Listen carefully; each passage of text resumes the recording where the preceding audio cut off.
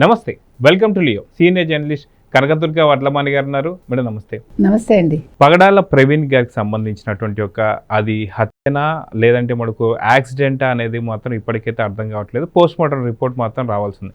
కానీ ముందే కోయల కూసింది అన్నట్టుగా మార్గాని భరత్ ఎవరైతే ఉన్నారో అనుమానాస్పద మృతి అని చెప్పి మళ్ళీ మాట్లాడుతున్నారు. ఈ మధ్య కాలంలో అనుమానాస్పద మృతి అనగానే మనకి గుర్తొచ్చేది వైఎస్ వివేకానంద రెడ్డి. గతంలో కూడా మనం చూస్తే వైసీపీ నేతలు ఎవరైతే ఉన్నారో గోరంట్ల మాధవ్ కూడా అంతర్యుద్ధం మొదలు కాబోతుందని చెప్పేసి అన్నారు. అదేవిధంగా గతంలో కూడా చూసుకుంటే ఏదైతే ఒక రౌడీ షీటర్లు ఎవరైతే ఉన్నారో ముస్లిమ్స్ రషీద్ హత్యకు సంబంధించి జగన్ రావడం ఒక పెద్ద హల్చల్ చేయడం స్టార్ట్ చేశారు, కానీ అది ఫెయిల్ అయిపోయింది. ఇప్పుడు కూటమి ప్రభుత్వం పైన ఈ యొక్క నింద వేస్తూ మాట్లాడే మాటలను ఎలా చూడాలి, మొత్తానికి ఈ యొక్క అంతర్యుద్ధానికి కారణం ఎవరు అంటే ఏం చెప్తారు? ముందు పగడాల ప్రవీణ్ పాస్టర్ ఎవరైతే ఉన్నారో వారి ఆత్మకు శాంతి కలగాలని కోరుకుంటూ, ఇప్పుడు మీరు భరత్ గురించి మాట్లాడారు. ఆయన ఏమన్నారు? ఇది కూడా ఒక అనుమానాస్పద మృతి అని అన్నారు. ఇది కూడా అంటే ఇంతకుముందు వైసీపీ వాళ్ళు ఏం చేశారు అంటే, అతను వైసీపీ అతను కాబట్టే మనం అడుగుతున్నాం. ఎందుకంటే ఈ మృతి పట్ల ఇంతవరకు వైసీపీ వాళ్ళు ఎవరు స్పందించాల. ఒక జగన్మోహన్ రెడ్డి కావచ్చు, ఒక సజ్జల కావచ్చు, లేదు అంబటి రాంబాబు కావచ్చు, మరొకళ్ళు కావచ్చు, ఎవరు ఇంతవరకు నోరు మెదపలేదు. అధికార ప్రతినిధులు ఎవరు కూడా దాని మీద స్పందించలేదు. కాకపోతే ముఖ్యమంత్రి గారు స్పందించారు. ఇది అనుమానం ఉంది అని వ్యక్తపరుస్తున్నారు కాబట్టి మృతి మీద తప్పకుండా దీని మీద విచారణ చేయిస్తామని వారన్నారు. లోకేష్ గారు కూడా స్పందించారు. దీని మీద దర్యాప్తు చేస్తాము అంటే అసలు మొత్తం ఎలా జరిగింది ఏంటి లోతుగా పరిశోధన చేయించి, అంటే దాని మీద దర్యాప్తు చేయించి అది ఏంటి మృత లేదు ఎవరైనా కావాలని చేశారనే అంశాలని బయటకు తీసుకొస్తామని క్లియర్ కట్గా చెప్పడం జరిగింది. అంటే ప్రభుత్వం వెంటనే స్పందించకపోవడం అనే దానికి ఒక కారణం ఉంటుంది ఎప్పుడైనా కూడా. అంటే అసలు ఏం జరిగింది, ఏం జరుగుతోంది వాళ్ళకి ఒక అవగాహన వచ్చాక, ఇప్పుడు తొందరపడి వాళ్ళు ఇది మృతి అనలేరు, తొందరపడి ఇదేదో ఎవరో చేశారు అనలేరు. ఏ రకంగానూ ప్రభుత్వం వెంటనే ఏమీ చెప్పలేదు. ఎందుకంటే దాని మీద ఒక సమగ్ర దర్యాప్తు జరిగి, లేదు దాని మీద ఒక పోలీస్ శాఖ కావచ్చు, మరొకళ్ళు కావచ్చు ఒక వివరణ ఇచ్చాక దాని మీద స్పందించడం అయితే ఉంటుంది ఎప్పుడు కూడా.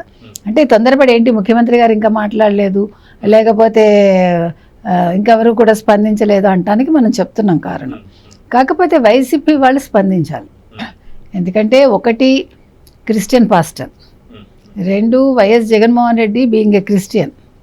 అంటే అతను ఒక మాజీ ముఖ్యమంత్రిగా కంటే కూడా, ఒక పులివెందుల ఎమ్మెల్యేగా కంటే కూడా ఒక క్రిస్టియన్గా ముందు స్పందించాలి. అంతవరకే మనం మాట్లాడుతున్నాం. తర్వాత మీరు స్పందించండి, అంటే రాజకీయంగా మీరు తర్వాత స్పందించండి. కనీసం ఆయన ఆత్మకు శాంతి చేకూరాలనో మరొకటో ఆయన చెప్పాలి కదా. నిన్న ఇది జరగగానే మీకు తెలుసు, సినీ యాక్టర్గా ఉన్న గతంలో ఆనంద్ హీరో ఎవరైతే ఉన్నారో ఆనంద్ సినిమా రాజా వెంటనే స్పందించారు. ఆయనది అంటే యాక్సిడెంటల్గానే అనుకుంటున్నాం మనం. ఒకవేళ యాక్సిడెంట్ అయితే మాత్రం దైవకృప అంతే, మనం ఏం చెప్తాం దీనికి. ఒకవేళ ఏదైనా అనుమానాస్పదంగా ఉంటే దాని మీద దర్యాప్తు జరుగుతుంది అన్నట్టుగా వారు మాట్లాడారు. అది సహజం, ఎందుకంటే being a pastor he has to. అలాగే చాలామంది పాస్టర్లు వచ్చారు, నిన్న ఈ మృతి జరిగింది. ఇంకొకటి ఏంటంటే, ఇప్పుడు ఆయన బండి విషయం తీసుకుంటే కొంతనూరు ఎక్కడో అక్కడ జరిగింది. అంటే వీళ్ళు ఒక వ్యక్తి గతంలో చాలాసార్లు వీళ్ళని గొర్రెలు అంటే ఆ వ్యక్తి మీద వీళ్ళు కంప్లైంట్ ఇవ్వటానికి వీళ్ళు రాజమండ్రి వెళ్ళారు. సో ఇతను కూడా నేను కూడా వస్తాను అని చెప్పి ఇతను బయలుదేరి వెళ్ళటం జరిగింది. ఈ పగడాల ప్రవీణ్ అనే వ్యక్తి ఆయన పాస్టర్గా ఉన్నారు. వారం రోజుల క్రితం ఏదో నా మీద దాడి జరుగుతుందా లేకపోతే నా ప్రాణానికి హాని ఉందా ఏదో ఆయన చెప్పారని మనకు తెలుస్తుంది. దానికి రీజన్స్ మనకు తెలియదు. ఎందుకంటే ఒకటండి, మీరు ఇప్పుడు వీళ్ళు మత ప్రచారకులు, మత ప్రచారం చేసేటప్పుడు రకరకాల కారణాలు ఉంటాయి. అది మనం మాట్లాడే అంశాలు కూడా కాదు చెప్పాలంటే. ఎందుకంటే వాళ్ళకి రకరకాలుగా ఉంటాయి. అది ప్రతి మతంలోనూ ఉంటుంది చెప్పాలంటే. కాబట్టి మరి ఇది మతపరంగా ఆయన ఆ రకంగా మాట్లాడారా, లేదు ఆయన మీద వేరే వాళ్ళకి ఏదైనా గ్రెడ్జ్ ఉందా, లేదు వేరే మతాల వాళ్ళతో ఆయన విభేదించారా, మనకేది తెలియదు. కాబట్టి తెలియకుండా మనం స్పందించలేము ఒకటి. రెండు, ఇప్పుడు ఎవరైనా అనవసరంగా నిందించకూడదు. ఒక మతం వాళ్ళు ఇంకో మతం వాళ్ళని అంతకంటే నిందించకూడదు చెప్పాలంటే. మీకు నచ్చకపోతే మీరు ఖండించండి, కానీ వ్యక్తిగత ఆరోపణలో లేకపోతే మత దూషణలో లేకపోతే మత కల్లోలకు కారణం అయ్యేలాగా మాట్లాడడము చేయకూడదు.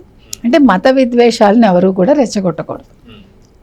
అయితే ఈ పాస్టర్ నిన్న వచ్చేటప్పుడు మీరు గమనిస్తే, అంటే మనం ఫుటేజీలు చూస్తే కొంచెం ఫాగ్ ఉన్నట్టుగా తెలుస్తుంది. పొద్దున్నే బయలుదేరాడు ఆయన. ఆ తర్వాత బండికి దాన్ని ఏమంటారు, మెయిన్ లైటా ఏమంటారు, హెడ్ లైట్ లేదని తెలుస్తుంది. కాకపోతే ఏంటంటే ఈయన పడ్డంలో మరి ఆ హెల్మెట్ బలమైందా కాదా మనకు తెలియదు. మొహానికి దెబ్బలు తగిలాయి, అది పగిలి ఉంది. రెండోది రక్తం మరకలు అనేవి సీటు మీద ఉన్నాయి, తర్వాత పెట్రోల్ ట్యాంక్ మీద ఉన్నాయి, ఇంకొకటి ఏదో ఒక దాని మీద నా బండికి సంబంధించిన దాని మీదే ఉన్నాయని అన్నారు.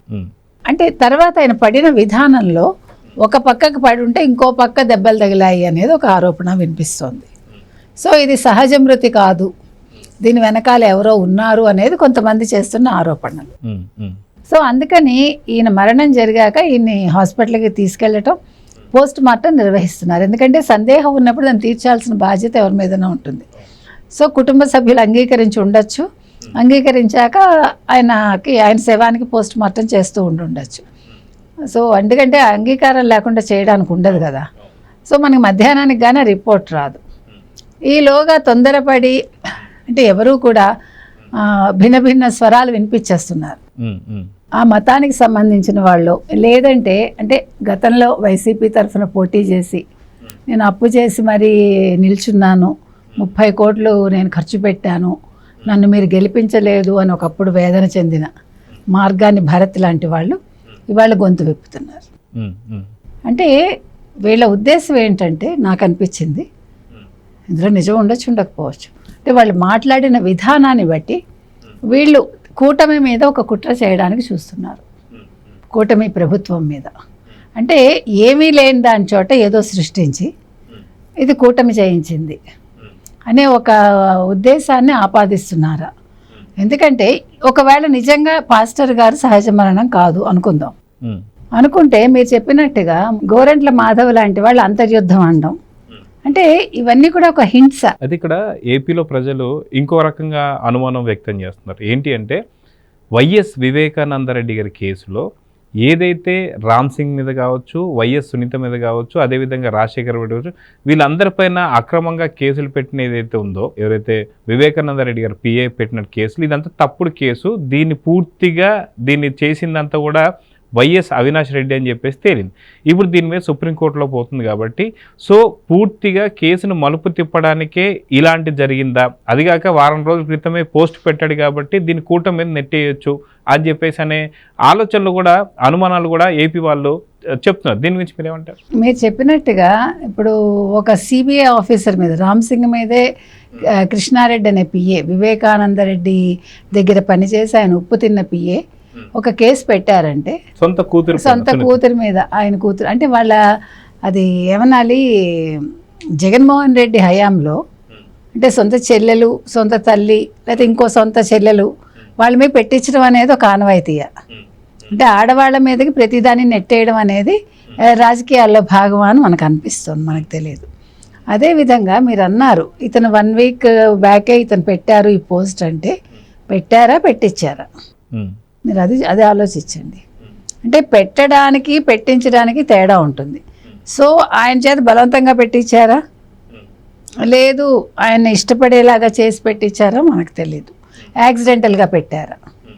ఎందుకంటే మనం ప్రతి అంశాన్ని ఒక కుట్రకోణం దృష్టితోటి చూడాల్సి వస్తుంది. అన్ఫార్చునేట్లీ వివేకానందరెడ్డి హత్య జరిగిన దగ్గర నుంచి 6 ఏళ్లుగా ఆంధ్రప్రదేశ్ ప్రజలకి ఇది అలవాటైపోయింది. అంటే నిజంగా సహజ మరణమైనా దానికి ఏదో ఆపాదించడం, ఒకవేళ నిజంగా హత్య జరిగినా దాన్ని సహజ మరణంగా చిత్రీకరించడానికి ప్రయత్నించటం. సో ఈ నిజం అబద్ధం వీటి మధ్యనే ఈ 6 ఏళ్ళు వైఎస్ జగన్మోహన్ రెడ్డి పాలన సాగింది. ఈ నిజం అబద్ధం మధ్య ఎప్పుడైతే ఈ పాలన సాగిందో దాన్ని ఇప్పుడు ఈ కూటమి ప్రభుత్వాన్ని కూడా ఆ రకంగా చిత్రీకరించే ప్రయత్నాల్లో భాగంగా ఈ పాస్టర్ ప్రవీణ్ మీద ఏమైనా కుట్ర చేశారా వైసీపీ వాళ్ళు, చేయించారా? మనకు అది బయటికి రావాలి. ఎందుకంటే ఇప్పుడు ఇవాళ ఈ కూటమి ప్రభుత్వం భయపడి ఉంటే ఇవాళ ముఖ్యమంత్రి గారు స్పందించక్కర్లేదు, నారా లోకేష్ గారు స్పందించక్కర్లేదు, నిమ్మకి నీరెత్తినట్టు ఉండొచ్చు. కానీ లేరు కదా, వాళ్ళ బాధ్యత అనుకున్నారు వాళ్ళు. ఖచ్చితంగా మేము లోతైన దర్యాప్తు చేయిస్తామని అన్నారు. ఈ మాటలు ఎందుకు వచ్చాయంటేనండి, ఇందాక అక్కడ ఉన్నారు చూడండి ఒక పాస్టరు, ఆయన ఏం చెప్పాడంటే ఒక పెద్ద ఛానల్ రిపోర్టరు నాకు చెప్పారు ఒకవేళ హత్య అయినా కూడా ఇది సహజ మరణమే అని రిపోర్ట్ వస్తుంది అని ఆయన అన్నాడు.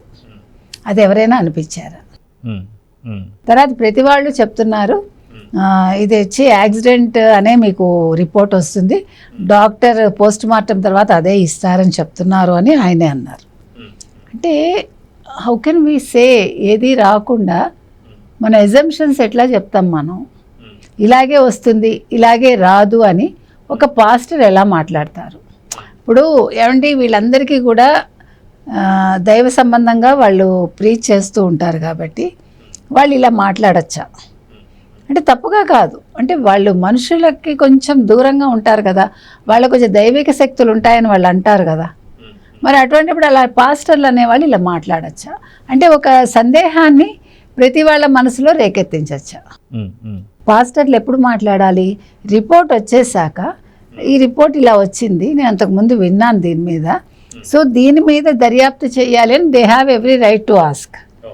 కానీ రిపోర్ట్ రాకుండా మన స్టేట్మెంట్స్ ఇవ్వటం అనేది ఇది ఎంతవరకు సమంజసం? దీనివల్ల నష్టాలు జరుగుతాయి నన్ను అడిగితే. అంటే లేనిపోని మత విద్వేషాలు కలగచ్చు, మనస్పర్ధలు రావచ్చు, అంటే రెండు మతాల మధ్య, మతాలకు సంబంధించిన మనుషుల మధ్య ఇవి చాలా దూరం వెళ్ళే అవకాశం ఉంది. అంటే కూటమి ప్రభుత్వాన్ని బదనాం చేయడానికి వైసీపీ పన్నిన కుట్ర. ఎందుకంటే ఒక మాట చాలండి. ఇప్పుడు చిచ్చు రాసుకోవడానికి ఏం కావాలి? ఇప్పుడు మీరు ఒక పొయ్యి వెలిగించడానికి ఒక చిన్న నిప్పురవ్వ చాలు.